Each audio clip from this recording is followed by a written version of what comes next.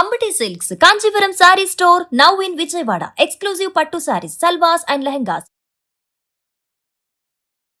ఇప్పుడు నువ్వుల పొడి అలాంటివి చేసుకుంటే ఏంటంటే ట్రెడిషనల్ పాతకాలపు వంటే కానీ ఈ రోజులకి సరిపడా కూడా మనం ఆ నువ్వుల్ని రకరకాల పదార్థాల్లో వాడుకుంటూ ఉంటాం. అయితే నువ్వుల పొడి ఎలా చేయాలి ఈజీగా అండ్ పిల్లలకి దాన్ని ఎట్లా అలవాటు చేయాలి, కొద్దిగా అన్నంలో ఒక హాఫ్ స్పూన్ వేసి కొంచెం నెయ్యి వేసి మెల్లిగా పెడుతుంటే పిల్లలకి ఏంటంటే కొంచెం డ్రైగా ఉంటుంది, చేతికి అంటుకోదు, సులువుగా తినేస్తారు. మెల్లిగా కనుక అది అలవాటైతే ప్రతి వర్షాకాలము మరియు శీతాకాలంలో పిల్లలకి ఒంటికి వేడి చేయడానికి, ఈవెన్ మనకు కూడా, నేను పిల్లలని చెప్తున్నాను అలవాటు ప్రకారం, కానీ పెద్దవాళ్ళకి కూడా నువ్వుల పొడి రోజు ఆహారంలో భాగంగా చేసుకుంటే శరీరానికి కావాల్సిన ఆయిల్ కొంత అందుతుంది, దాంతోపాటుగా ఒంటికి కావాల్సిన వేడి కూడా లభిస్తుంది. చూద్దాం నువ్వుల పొడి ఎలా చేసుకోవాలో. అందరి ఇళ్లలో ఇంచుమించుగా చేస్తూనే ఉంటారు, అయితే ఏదో కొంచెం కొంచెం చిన్న చిన్న మార్పులు. నువ్వులలో వెల్లుల్లిపాయలు ఎప్పుడు వేయకూడదు. వెల్లుల్లి వేస్తే దాని నువ్వుల తలకు ఒరిజినల్ రుచి మారిపోతుంది. ఒరిజినల్గా దాంట్లో ఏ రకమైన టేస్ట్ ఉంటుందో, ఎలాంటి నూనె పద్ధతి ఉంటుందో అది తగ్గిపోతుంది. వెల్లుల్లిపాయలు వేయకుండానే ఈ పూర్తి వంటకం చేసుకుంటాం. ఒకటి పొడే కాదు, నువ్వులతోటి మనం నువ్వుల పచ్చడి చేసుకోవచ్చు. పచ్చడి కూడా 2 రకాలుగా చేయొచ్చు. మనకి ఎన్ని కావాలో అన్ని, సుమారుగా ఒక గ్లాస్ చేసుకున్నాం అనుకోండి, ఒక 4-5 రోజులు. పొడి అయితే ఎన్నాళ్ళైనా నిల్వ ఉంటుంది. మరీ చాలా రోజులు ఉంచితే కొంచెం నూనె వాసన వస్తుంది, అందులో నూనె ఉంటుంది కదా, అందుకని ఒక వారం రోజులకి సరిపడా అనుకోండి. ఒక గ్లాస్ నువ్వులు.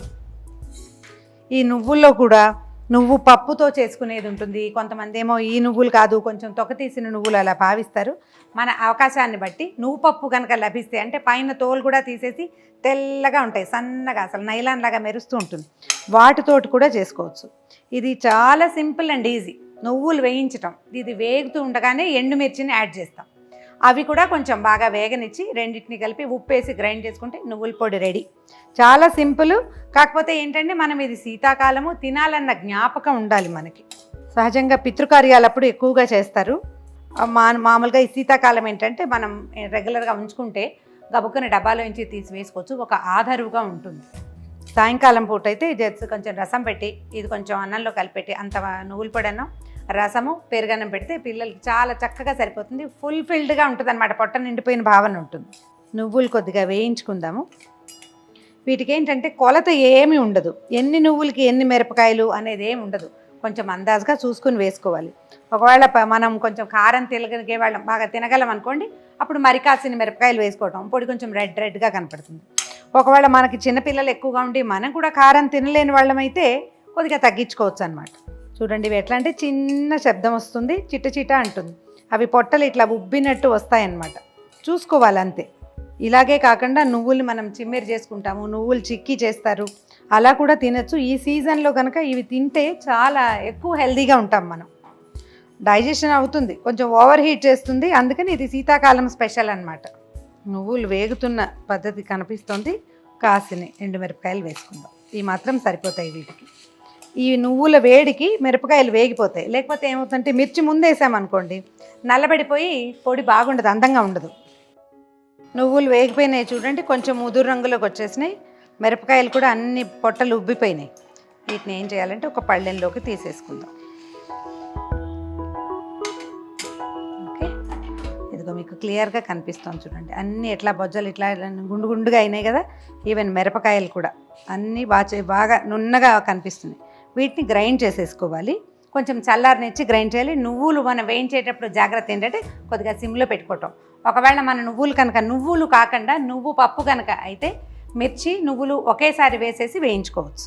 నువ్వులు ఎండుమిర్చి వేయించేసుకున్నాం, కొంచెం చల్లారాక గ్రైండ్ చేసుకోవాలి ఇలాగా. దీనికి సరిపడా ఉప్పు వేసేసుకుంటే ఇది మనం కంచంలో అన్నంలో వడ్డించుకోవడానికి రెడీగా ఉన్నట్టే.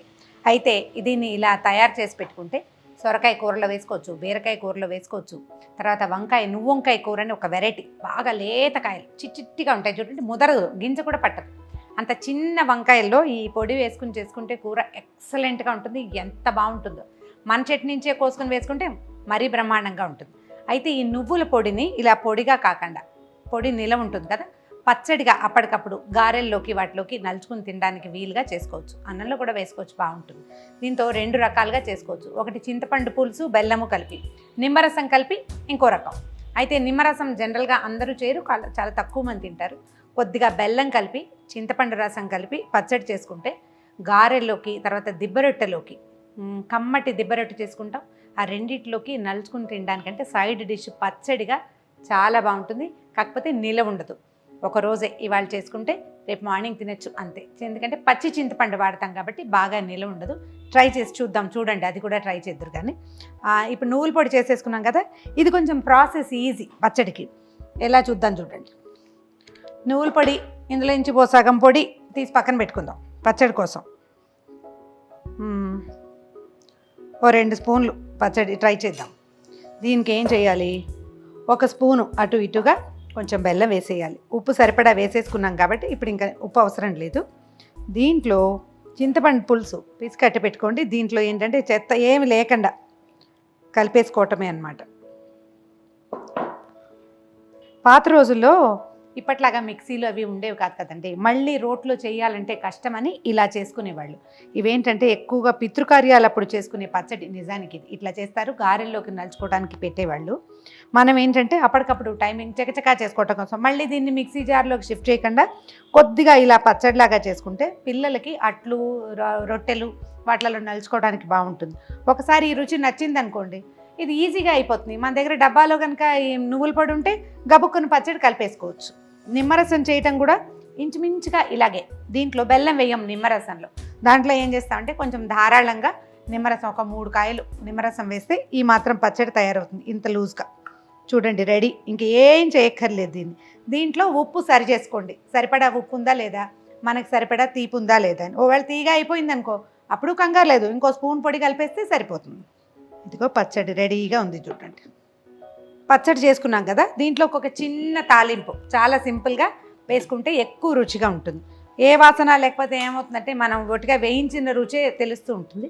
అది తెలియకుండా ఉండాలంటే ఒక చిన్న తిరగమాత వేసుకోవటం. కొద్దిగా 1 స్పూన్ నూనె వేయండి, ఎక్కువ అక్కర్లేదు.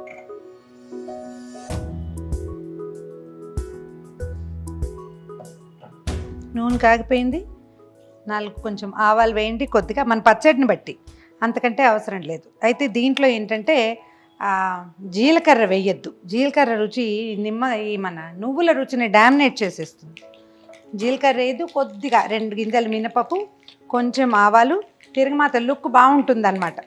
దానికోసం దీనికి పెద్దగా ఇంగువ అవసరం కూడా లేదు. తాలింపు వేగిపోయింది, వేసేస్తుంది.